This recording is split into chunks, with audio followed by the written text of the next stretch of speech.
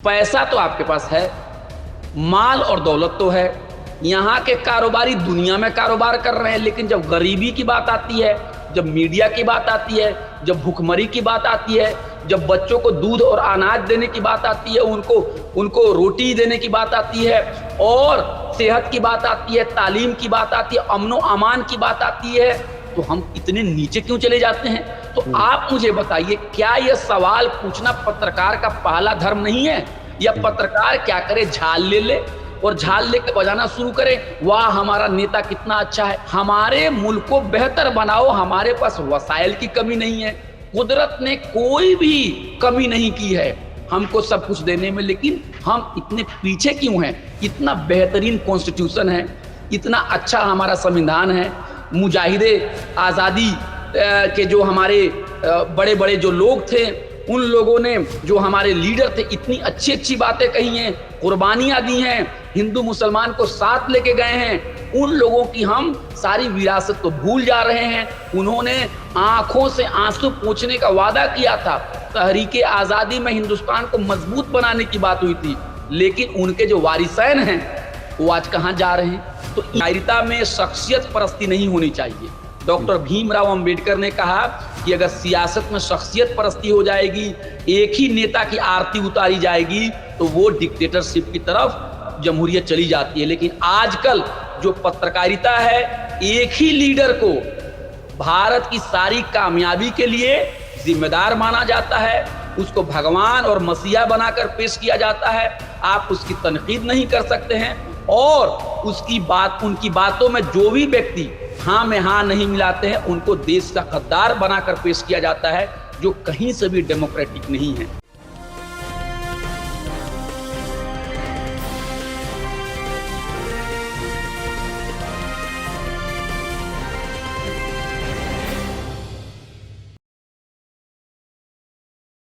Hello, नमस्कार, आदाब, सत श्री अकाल और अस्सलाम वालेकुम। मैं हूं मोहम्मद अहमद काज़मी, लेकर आया हूं आपका पसंदीदा कार्यक्रम आपके रूबरू। इस कार्यक्रम में हम आपको कुछ जानकार लोगों से मिलवाते हैं और कुछ खास इश्यूज पर चर्चा करते हैं। इस वक्त मीडिया का क्या बुरा हाल है वो हम आपको कई बार बता चुके हैं।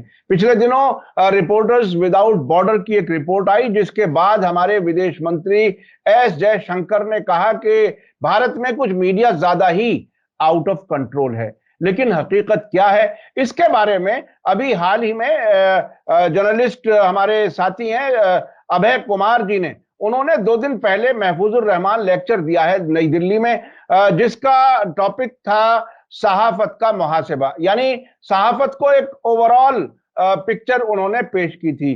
क्या कुछ है ये हम जानने के लिए सीधे हम बात कर रहे हैं अभय कुमार जी से। अभय कुमार जी को आप जानते हैं, वो इनकलाब में एक वीकली कॉलम लिखते हैं और कई जगहों पर अपनी बात रखते हैं, बहुत ही बेबाक अंदाज में। जेएनयू से ताल्लुक रहा है और दिल्ली यूनिवर्सिटी के कॉलेज में वो पॉलिटिकल साइंस पढ़ाते हैं। अभय कुमार जी, वेलकम है आपका। मीडिया स्टार वर्ल्ड को आप वक्त दे देते हैं, उसके लिए बहुत बहुत शुक्रिया।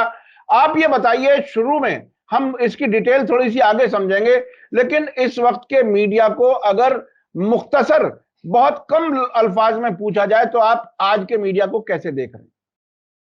जी, आपका बहुत बहुत शुक्रिया। जैसा कि आप जानते हैं कि 2 रोज कबल मैंने महफूजुर रहमान मेमोरियल लेक्चर जो है 17वां 17th उसको गालिब एकेडमी दिल्ली में मैंने उसको पेश किया, और बहुत सारे नौजवान लोगों को ये बात शायद मालूम ना हो कि महफूजुर रहमान साहब एक बहुत ही अच्छे उसूल पसंद एक पत्रकार, एक सहाफ़ी थे, और वो बहुत सारे अखबारात से वो जुड़े हुए थे। खासकर उनकी पहचान जो है कायद लखनऊ और दावत उससे बनी थी, और दावत के वो चीफ एडिटर भी थे। 2009-10 के करीब में उनका इंतकाल हो गया। फिर उसके बाद से उनके नाम पे ये जो मेमोरियल लेक्चर है ये शुरू होता है, तो मुझे भी मौका दिया गया। तो मैंने जो अपने पेपर वहां पे प्रेजेंट किए, उसका नाम था सहाफत का मुहासबा, यानी पत्रकारिता को आप कैसे एग्जामिन करते हैं, पत्रकारिता आज की भारत की कैसे हो गई है, जर्नलिज्म को कैसे देखना है, एक तरह का एग्जामिनेशन था उसका। और मैं बतौर पत्रकार तकरीबन 20 सालों से भी ज्यादा दिनों से अखबार के अंदर रह के, कभी अखबार से बाहर रह के, कभी आजाद सहाफी के तौर पे कहीं ना कहीं काम कर रहा हूं। तो मैंने देखे हैं पत्रकारिता के ये सारे दिन। और सबसे पहली बात तो ये है कि जो उसूल पसंद जो पत्रकार है, वो उसको बहुत मुश्किलों का सामना करना पड़ता है। उसको बहुत तरह की परेशानियों को झेलना पड़ता है। उसके रास्ते में बड़े पत्थर और रोड़े और शीशे बिछा दिए जाते हैं। और जो लोग हुकूमत की तारीफ करते हैं, उनका गुणगान करते हैं, उनका तर्जुमान बन जाते हैं, उनके प्रवक्ता बन जाते हैं, उनके भक्त बन जाते हैं, उन लोगों को देखते ही देखते उनको सर पे बिठा दिया जाता है और उनको हर तरह की सुविधा, हर तरह की सहूलियत दी जाती है। सवाल ये है कि हम जैसे पत्रकारों को इम्तियाजात जो झेलने पड़ते हैं, तो हम क्या बुरा कहते हैं? हम कोई बुराई वाली बात नहीं कहते हैं। हम कोई भारत के खिलाफ बात नहीं करते हैं। हम तो भारत के सच्चे इसके सुपूत हैं। और हम लोग अपने समाज के अंदर में जो मौजूद बुराई है, उसके बारे में कुछ बात कहना चाहते हैं। और हमारा जो देश का जो आईन है, जो डेमोक्रेसी है, उसका कहना है कि आर्टिकल 19 यानी दफा 19 जो आइन का है, वो शहरियों को, पत्रकारों को ये हुकूक देता है, ये राइट्स देता है कि आप सच्चाई के साथ सच बात, हक गोई की बात आप कीजिए। और हुकूमत की अगर पॉलिसी गलत भी हो, तब भी आप उसकी तनकीद कर सकते हैं। और किसी सरकार, किसी लीडर, किसी पॉलिसी की तनकीद करना कहीं से भी मुल्क से बगावत नहीं है। अगर किसी लोकतंत्र में अगर आप जो साहब ऊपर बैठे हुए हैं, अगर उनसे अगर आप सवाल नहीं पूछेंगे, तो वो लोकतंत्र जो है देखते ही देखते एक डिक्टेटरशिप की तरफ बढ़ जाता है। और उसके अंदर में जो है, जो जमहूरी अक़दार है, वो सूखने लगते हैं, वो गायब होने लगते हैं और जोर जबरदस्ती नाइंसाफी का राज चलने लगता है। अब हम पत्रकार जो हैं क्या सवाल करते हैं? हमारा सवाल ये है कि भारत जो है एक बहुत बड़ी मईशत है, दुनिया की 5वीं सबसे बड़ी जीडीपी है। तो जब भारत दुनिया की 5वीं बड़ी जीडीपी है, तो हिंदुस्तान की जो मीडिया है, हिंदुस्तान का जो मीडिया है, वो भी 5वें नंबर पे होना चाहिए। 5वां नहीं तो छठा नंबर पे हो जाए, 6वां नहीं तो 10वां हो जाए, 12वां हो जाओ, 15वां हो जाओ। लेकिन क्या वजह है कि जो मुल्क ताकत में, पैसे में, धन दौलत, अनाज, वसाइल में दुनिया का 5वां नंबर पे है कारोबार में, वहां का मीडिया 161 161 नंबर पे है। यानी अगर हम जीडीपी से उसका क्या करें, कंपैरिजन करें, तो तकरीबन 150 से 155 पायदान नीचे चला जाता है। तो क्या वजह है कि एक सब्जेक्ट में आप इतना अच्छा कर रहे हो और दूसरे सब्जेक्ट में फेल हो जा रहे हो? और देखिए, 161 ममालिक की जो लिस्ट बनती है मीडिया की, उसमें आपको पता है टोटल कितने कंट्री की मीडिया की रिपोर्ट बनती है? कोई 1000-2000 की नहीं बनती है कि चलो भाई हिंदुस्तान जो है 161 आ गया, 1 लाख में 161 नंबर आ गया तो ताली बजाओ। नहीं, 180 मुल्कों में 161, यानी 180 बच्चों का जब रिपोर्ट कार्ड बने, तो हिंदुस्तान का नंबर, जो हिंदुस्तान बड़ी जमहूरियत है, उसका नंबर सबसे नीचे 161वें बच्चे का में उसका नंबर आता है।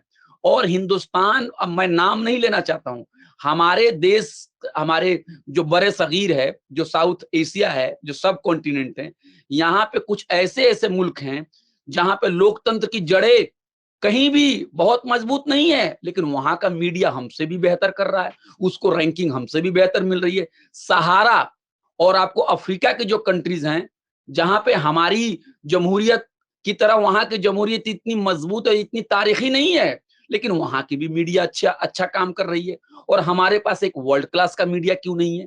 तो ये बातें करना, आप बताइए, मैं किसी से भी पूछता हूं, जो लोग इस हुकूमत की हर बातों में हाँ मिलाते हैं, आप बताइए कि इस तरह की बातें करना क्या देश से गद्दारी है?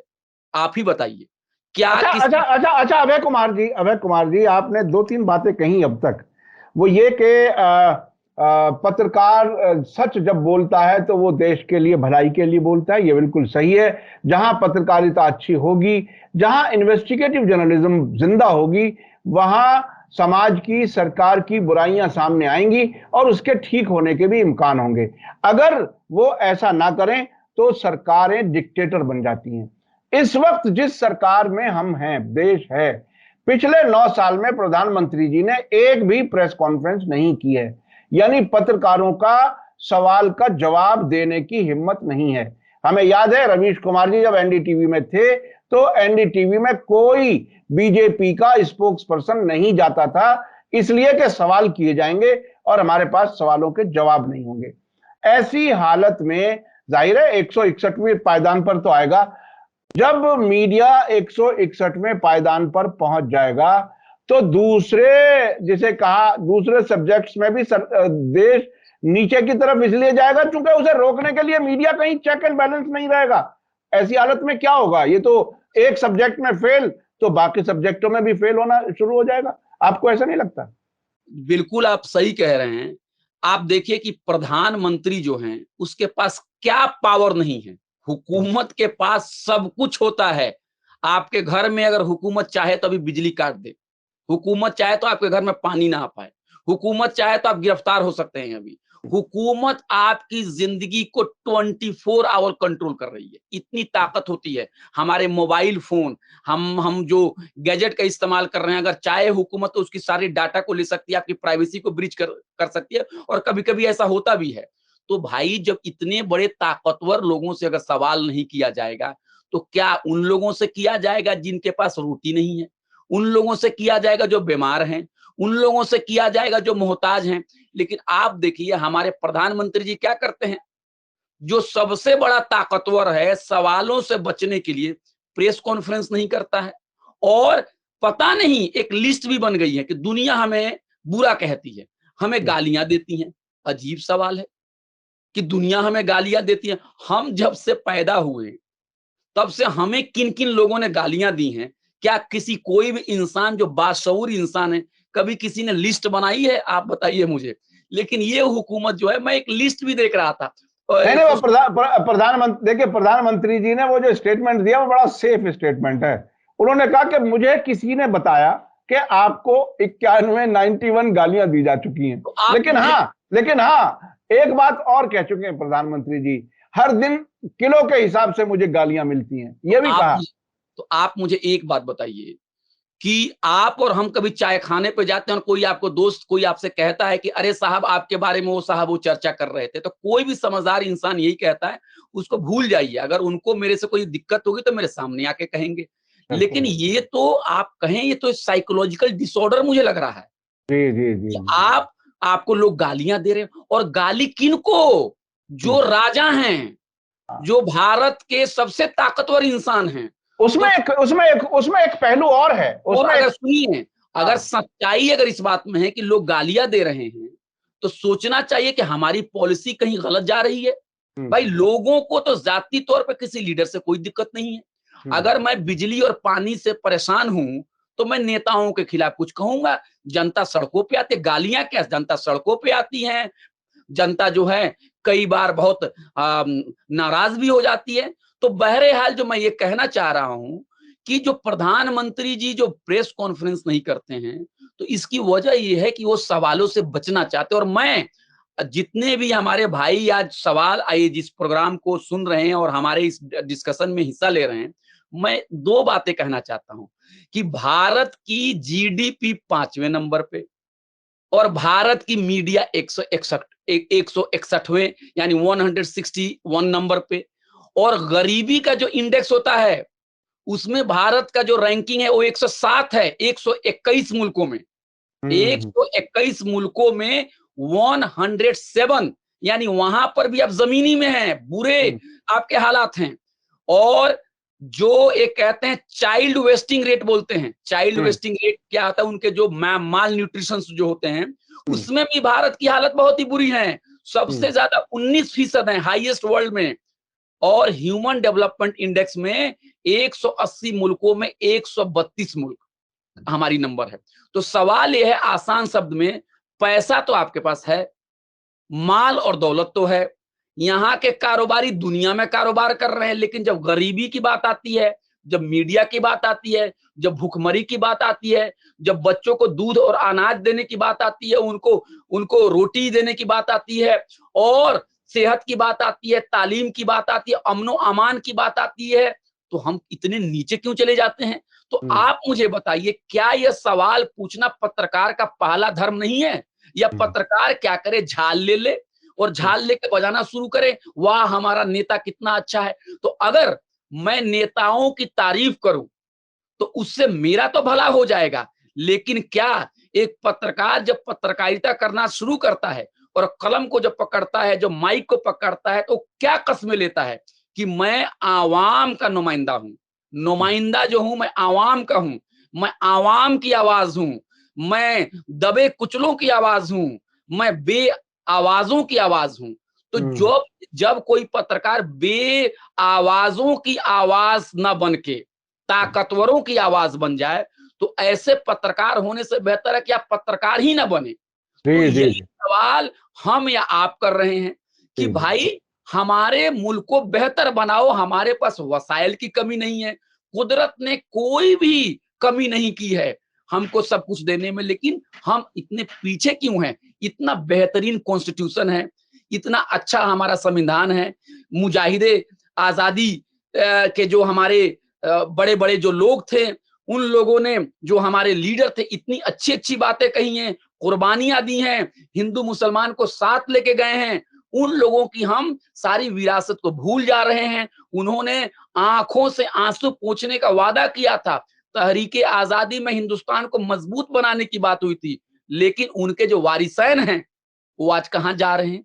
तो इनकी बातें करना, आजकल कहा जा रहा है कि आप देश से बगावत कर रहे हैं, आप अच्छे पत्रकार नहीं हैं, आप गिरे हुए पत्रकार। लेकिन प्रधानमंत्री से पूछे आपका कपड़ा कितना अच्छा है, प्रधानमंत्री से पूछे कि आपका आपका इतने अच्छे अच्छे आपको ड्रेसिंग स्टाइल कहां से आती है, प्रधानमंत्री जी आप चाय कब पीते हैं, आप आम कब खाते हैं, आप सोते ही क्यों नहीं हैं, आप इतना काम क्यों कैसे कर पाते हैं?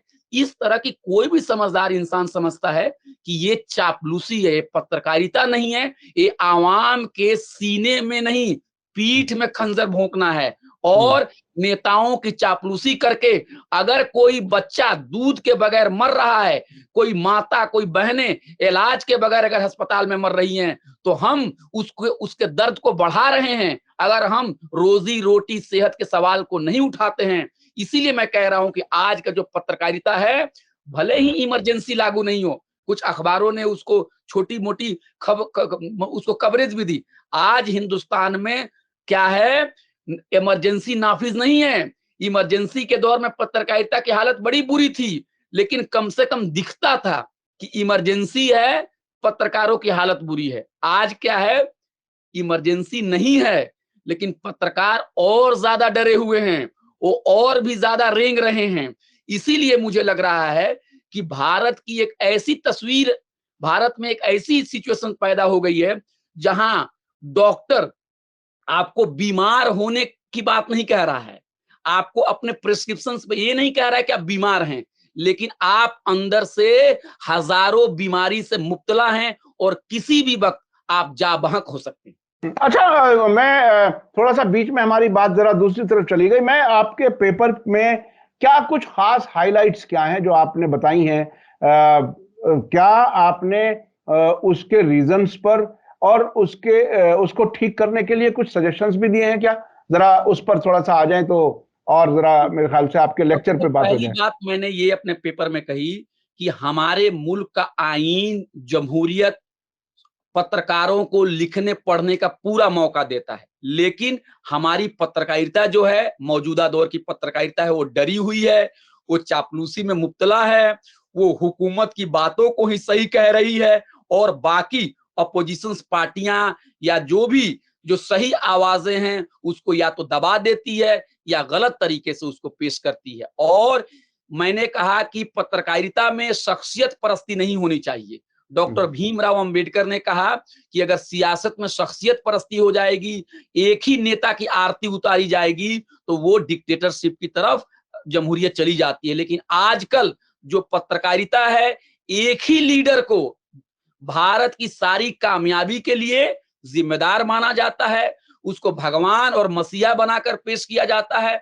आप उसकी तनकीद नहीं कर सकते हैं, और उनकी बातों में जो भी व्यक्ति हाँ में हाँ नहीं मिलाते हैं, उनको देश का गद्दार बनाकर पेश किया जाता है, जो कहीं से भी डेमोक्रेटिक नहीं है। और मैंने अपने पेपर में अपनी बातों को साबित करने के लिए 3-4 केस स्टडीज भी दिए थे, और मैंने सबसे पहली बात कही थी कि आप कोरोना के दौर में, कोरोना वबा के दौर में, आप पत्रकारिता की कवरेज 2020-2021 की आप देखिए, और आप पाएंगे कि जहां पूरी दुनिया की मीडिया गरीबी और आपको सेहत की बात कर रही थी, मजदूरों को मदद देने की बात कर रही थी, वबा से लड़ने की बात कर रही थी, वहां हमारे देश का जो मीडिया है, लोकतंत्र, जहां इतना बड़ा लोकतंत्र है, दुनिया का सबसे बड़ा लोकतंत्र है, यहाँ पे यहाँ की मीडिया मुसलमानों को, तबलीगी जमात को ये टारगेट कर रही थी, मुसलमानों को वबा फैलाने के लिए जिम्मेदार ठहरा रही थी, लोगों को धार्मिक खतूत पर बांट रही थी, उनको गद्दार कह रही थी, उनको गाफिल कह रही थी, उनको क्या क्या कह रही थी। लेकिन बाद में कोर्ट ने साबित किया कि किस तरह से बलि का बकरा बनाया गया, तबलीगी जमात को, मुसलमानों को किस तरह से टारगेट किया, और ये पूरा का पूरा मामला जो था, वो जो असल मसला था, जिसमें सरकार नाकाम हो रही थी लोगों को फायदा देने में, उससे लोगों को ध्यान को दूसरी तरफ ले जाने के लिए तबलीगी जमात के जो हमारे भाई थे, जो और दीगर मुसलमान हमारे भाई थे, उनको जेलों में डाला गया, उनका तिजारती बायकाट किया गया, और उनके ऊपर जुल्म और ज्यादती की गई। दूसरी बात मैंने कही कि सिर्फ मुसलमानों का ही मामला नहीं है।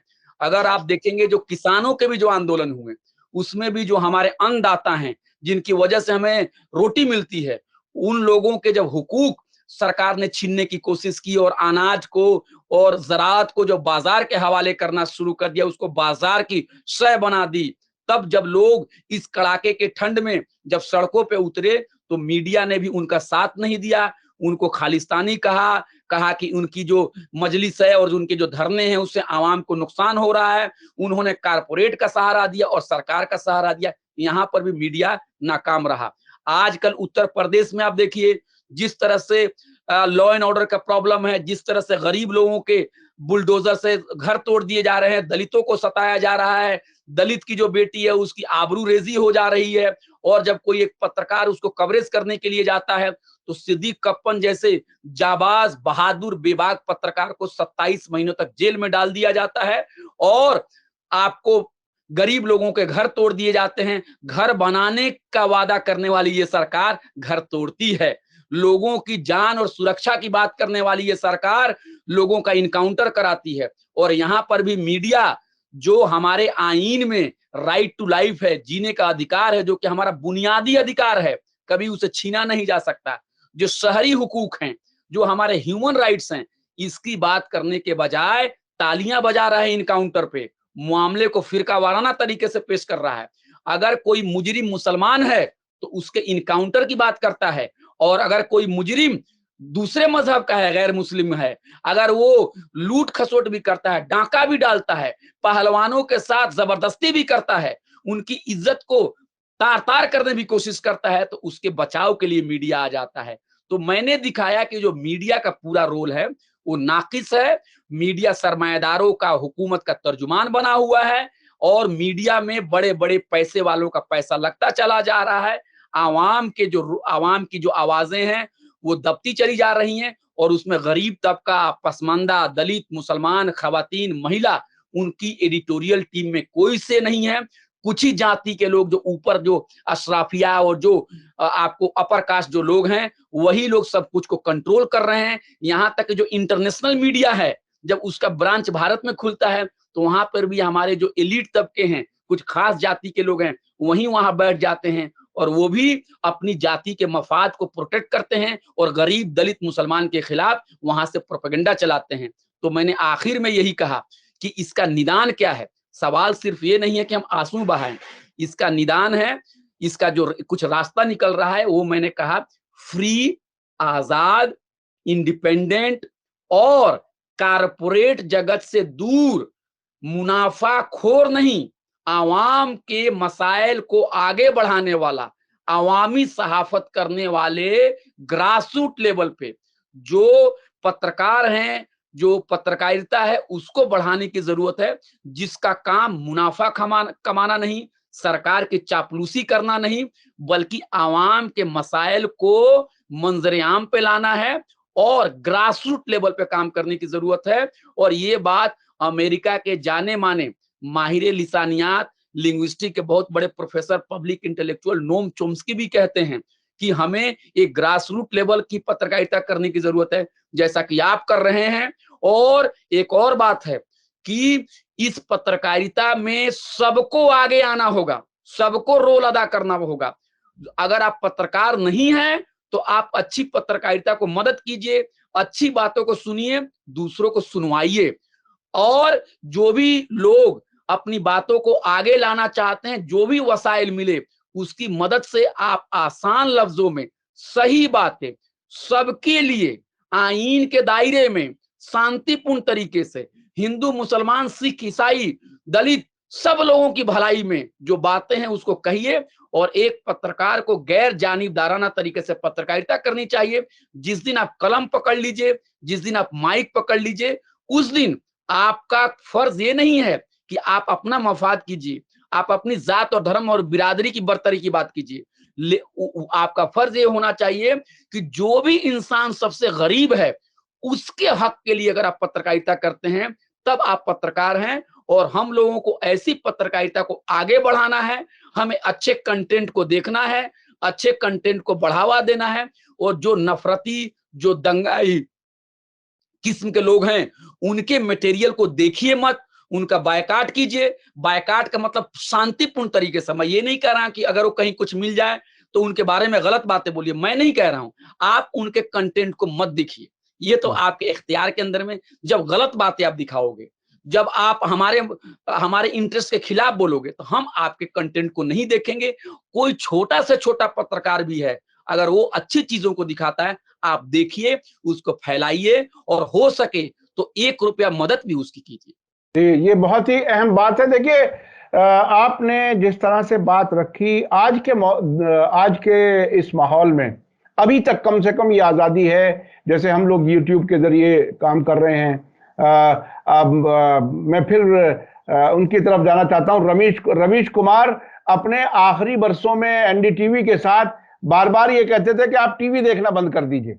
वो जो बात आप कह रहे हैं कि उस कंटेंट को देखिए ही मत, ताकि अपना दिमाग खराब ना हो और गलत चीजें हम ना देखें, ये तो हमारे इख्तियार में है।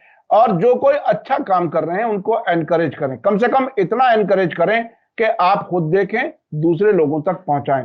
तो ये बहुत ही एक अपील मैं कर देना चाहता हूं कि जो भी नफरती जो पत्रकार लोग हैं, आप उनसे ना उलझिए। ये भी है, क्योंकि आप अपनी तवानाई को बर्बाद करेंगे। आप उनके बारे में कुछ कहने की जरूरत ही नहीं है। मैं बता रहा हूं, कभी भी लफ्ज से उनके बारे में कुछ भी बातें मत कहिए। वो भले नफरती बातें करते हो, लेकिन हमें उनके बारे में कोई भी गलत शब्द का इस्तेमाल नहीं करना है। हमें यह समझना है कि वो भटका दिए गए हैं, वो मफाद में मुब्तला हो गए हैं। तो अगर आप उनके नफरती चीजों को खरीदेंगे नहीं, अपनी बातों को करेंगे, तो वो भी उनको भी ये समझ में आ जाएगी कि अब ये चीजें चलने वाली नहीं। हो सकता है कि वो तौबा करके सही रास्ते पे वो भी आ जाए। जी हाँ, तौबा करने का वक्त शायद अब नजदीक आ गया। मैं पिछले दिनों देख रहा था कि जब कर्नाटक असेंबली के इलेक्शन रिजल्ट्स आ रहे थे, तो वो मीडिया जो गोदी मीडिया का काम करता रहा है, उसको भी अपना हल्का सा रंग बदलना पड़ा था। और सर्वे आने के बाद भी वो माहौल बदलता हुआ नजर आया। अगर लोकसभा में वो तब्दीली हुई तो ये सारे लोग फिर बदल जाएंगे, फिर सरकार के कोई जो भी नई सरकार आएगी उसके साथ चले जाएंगे। लेकिन कॉरपोरेट हाथ में मीडिया का जाना इसलिए खतरनाक है कि हर सरकार को कॉरपोरेट की जरूरत होती है, और सरकार को अगर गलत तरीके से कॉरपोरेट सपोर्ट करता है, गलत मीडिया कवरेज के जरिए या कवरेज ना करने के जरिए, तो वो डिक्टेटर बन जाता है। ये बात आज की बात से नतीजे के तौर पर हमारे सामने आई। ये बहुत ही अहम है कि आजाद निष्पक्ष पत्रकारिता को सपोर्ट करें, आगे बढ़ाएं, ताकि वो अवाम की बात कर सकें और अवाम की मुश्किलात को कम से कम कर सकें। बहुत बहुत शुक्रिया अभय कुमार जी, आपने हमें वक्त दिया। इसी के साथ मुझे दीजिए इजाजत। धन्यवाद, शुक्रिया। जय भारत, जय हिंद। मीडिया स्टार वर्ल्ड के और वीडियो देखने के लिए हमारे चैनल को सब्सक्राइब करें और सीधे नोटिफिकेशन पाने के लिए बेल आइकन दबाएं। और अगर हमारी खबर सच्ची और अच्छी लगे तो अपने व्हाट्सएप, इंस्टाग्राम, फेसबुक और ट्विटर अकाउंट पर ज़रूर शेयर करें।